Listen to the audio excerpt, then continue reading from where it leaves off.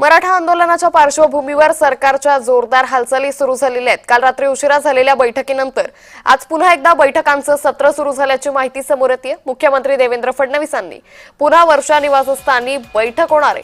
उपसमितीचे अध्यक्ष विखे पाटील, महाधिवक्ता बिरेंद्र सराफ हे उपस्थित राहणार आहेत। सरसकट कुणबी संबोधण्यास न्यायालयाच्या निकालांचा अडसर हा ठरतोय, त्यामुळे सरकारकडून कायदेशीर सल्लामसलत काढण्यासाठी आता खलबतं सुरू झाली आहे।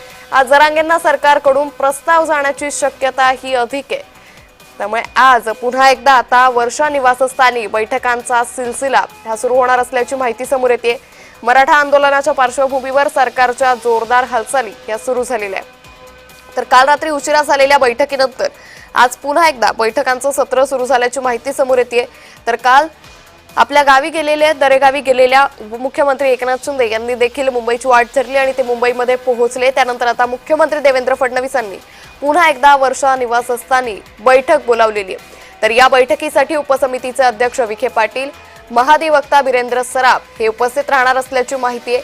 काल देखील महाधिवक्ता आणि उपसमितीच्या अध्यक्षांमध्ये महत्त्वाची बैठक पार पडली, ज्यामध्ये हायकोर्ट आणि सुप्रीम कोर्टानं सरसकट कुणबी संबोधण्यास न्यायालयानं निकाल दिलेला होता आणि याच निकालावरती महाधिवक्ते आणि त्याचबरोबर उपसमितीचे अध्यक्ष विखे पाटील यांच्यामध्ये चर्चा झाली होती आणि याच निकालाचा अडसर ठरतोय। त्यामुळे आता या सगळ्या मुद्द्यावरती चर्चा करण्यासाठी मुख्यमंत्री देवेंद्र फडणवीसांनी वर्षा निवासस्थानी महत्त्वाची बैठक बोलावलेली आहे। आज जरांगेंच्या उपोषणाचा चौथा दिवस आहे आणि आज हे आंदोलन आणखीनच आक्रमक स्वरूप घेत असल्याचं पाहायला मिळतंय।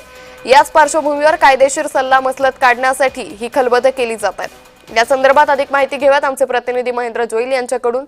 महेंद्र, मुख्यमंत्री देवेंद्र फडणवीसांनी महत्त्वाची बैठक बोलावली आहे, काय अधिक माहिती?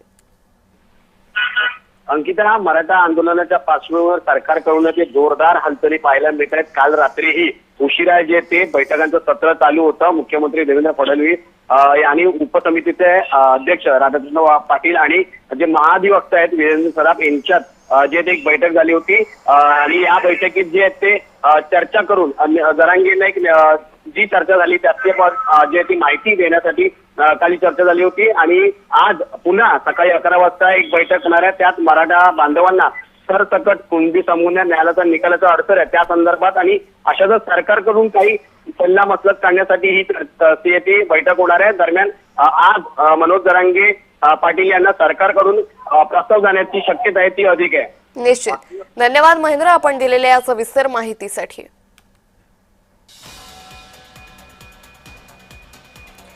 त्यामुळे मुख्यमंत्री देवेंद्र फडणवीसांनी ही महत्त्वाची बैठक बोलावली। आता या सगळ्या बैठकांनंतर मराठा आरक्षणाच्या या आंदोलनावरती काही तोडगा निघणार का हे पाहणं